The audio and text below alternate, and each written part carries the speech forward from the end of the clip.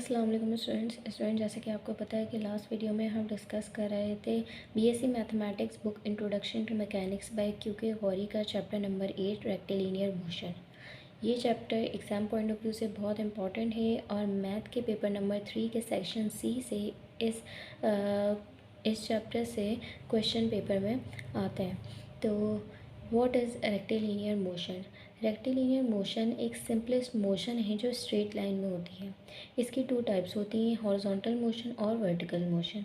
तो horizontal motion की भी फर्दर टू टाइप्स हैं। First is motion with horizontal acceleration and second is motion with variable acceleration. तो previous videos में हम मोशन विद कांस्टेंट एक्सेलरेशन के बहुत सारे क्वेश्चन सॉल्व कर चुके हैं जो एग्ज़ाम में आते रहे हैं। इस वीडियो में हम डिस्कस करेंगे मोशन विद वेरिएबल एक्सेलरेशन का क्वेश्चन नंबर 12।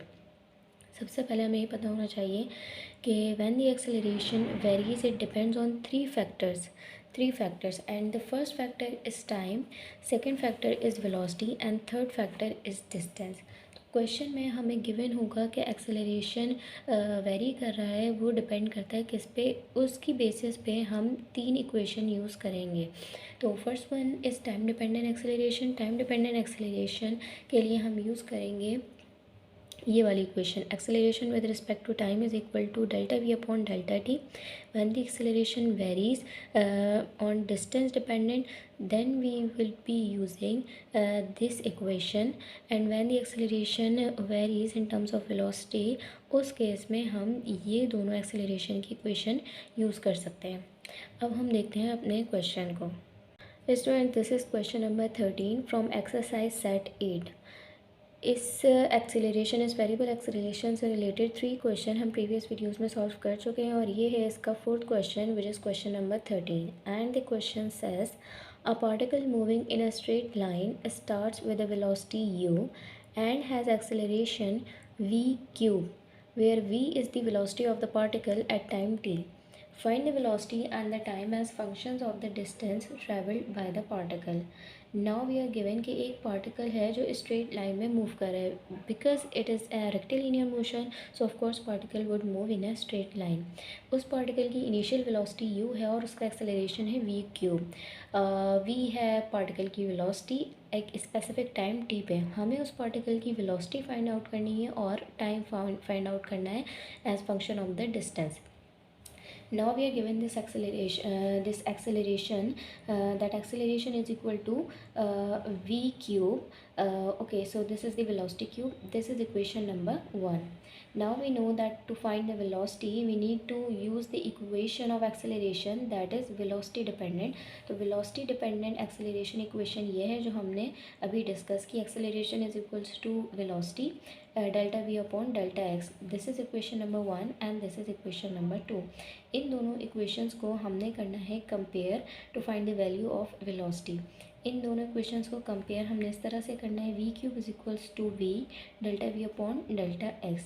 ये वी इस वी क्यूब से कैंसिल हो जाएगा और हमारे पास यहाँ पे वी स्क्वायर रिमेनिंग बचेगा. V square is equal to D V upon D X. यहाँ पे अब हमें एक वैल्यू निकालनी है. ठीक है, हमें वेलोसिटी की वैल्यू निकालनी है. तो ये वी स्क्वायर हम भेजेंगे इक्वल टू के राइट साइड पे, तो ये वहाँ पे जाके हो जाएगा V minus cube, V minus two, और ये डी एक्स आ जाएगा लेफ़्ट साइड पे. इस तरह से यहाँ पे हमने अप्लाई करनी है limits, initial limit and final limit. तो डिस्टेंस की इनिशियल लिमिट थी 0 and final limit was x. Similarly velocity की इनिशियल लिमिट थी, मीन्स की इनिशियल वेलोसिटी थी u and final velocity was v. यहाँ पे हमने इंटीग्रेशन के रूल्स अप्लाई करें. Derivative integration of the constant value is x. तो यहाँ पे हमारे पास रिमेनिंग है x और ये initial limit and final limit. Similarly यहाँ पे हमने इंटीग्रेशन के रूल्स अप्लाई किए हैं तो हमारे पास कुछ इस तरह से आ जाएगा, minus square plus 1 and minus square plus 1 in the denominator as well. तो यहाँ पे लिमिट्स अप्लाई कर दी हमने. लिमिट्स अप्लाई करने के बाद, इसे मज़ीद सिंप्लीफाई करने के बाद हमारे पास कुछ इस तरह से वैल्यू आई है, x is equals to -1/v plus 1/u। यहाँ पे हमने क्या करना है, यहाँ पे हमने वैल्यू सेपरेट कर ली है। वेलोसिटी की पूरी टर्म हमने सेपरेट करके इसको पॉजिटिव कर दिया लेफ़्ट साइड पे भेज के, और यहाँ पे हम इस x को राइट साइड पे ले आएंगे तो हो गया है माइनस का x 1/u माइनस एक्स, कुछ इस तरह से। तो यहाँ पे हमने लिया है LCM 1/v is equal to 1 minus ux और xu डिवाइडेड बाई u। तो इस तरह से हमारे पास वेलोसिटी के लिए एक इक्वेशन आ गई है which is v is equal to u upon 1 minus xu। तो वो acceleration, when acceleration was equal to v cube, हमें वेलोसिटी के लिए इक्वेशन मिल गई है। अब हम फाइंड आउट करेंगे टाइम। तो we know that v is equal to delta X upon delta T, because velocity is equal to displacement upon time. यहाँ से हम फाइंड आउट करेंगे इक्वेशन टाइम के लिए, बिकॉज यहाँ पे आ रहा है डेल्टा टी। इस इक्वेशन को हमने कंसीडर कर लिया इक्वेशन नंबर 4, और ये इक्वेशन थी इक्वेशन नंबर 3।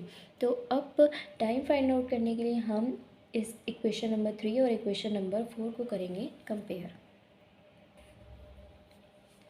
इक्वेशन नंबर 3 और इक्वेशन नंबर 4 को हमने कुछ इस तरह से कंपेयर किया है। Delta X upon delta T is equal to U minus 1 upon X U. हमें फाइंड आउट करनी है डी टी की वैल्यू। तो ये डी टी यहाँ डिनोमिनेटर में इसे हमने राइट साइड पे भेजा है, तो ये हो जाएगा यहाँ मल्टीप्लाई में, और ये यू क्योंकि यहाँ पे ये था मल्टीप्लिकेशन में, लेफ़्ट साइड पे आके हो जाएगा डिवीजन में, और ये डिवीजन से हमारे पास चले जाएगा मल्टीप्लिकेशन में।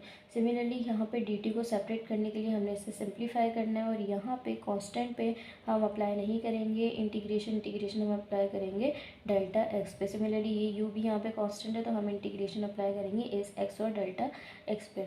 तो इंटीग्रेशन अप्लाई करने के बाद हमें यहाँ पे लिमिट्स अप्लाई करनी है। लिमिट्स अप्लाई करने के बाद हमने इसे किया है सिंप्लीफाई करने के बाद हमारे पास ये वैल्यूज़ आई हैं, और यहाँ पे इसे हमने मज़ीद सिंप्लीफाई किया, तो हमारे पास आया है 2x minus U X square upon 2u is equal to T. Similarly हमारे पास इस तरह से एक इक्वेशन आ गई है। यहाँ पे हमने x कॉमन ले लिया है, तो x upon 2u and bracket 2 minus U x, ये इक्वेशन है फॉर टाइम। तो क्वेश्चन में हमसे पूछा गया था वेलोसिटी और टाइम फाइंड आउट करने के लिए उस पार्टिकल का, जो हमने फाइंड आउट कर लिया है। आई होप कि आप लोग को ये क्वेश्चन समझ आएगा। ये एग्जाम पॉइंट ऑफ व्यू से इम्पॉर्टेंट है। थैंक यू, मिलते हैं नेक्स्ट वीडियो में। अल्लाह हाफिज़।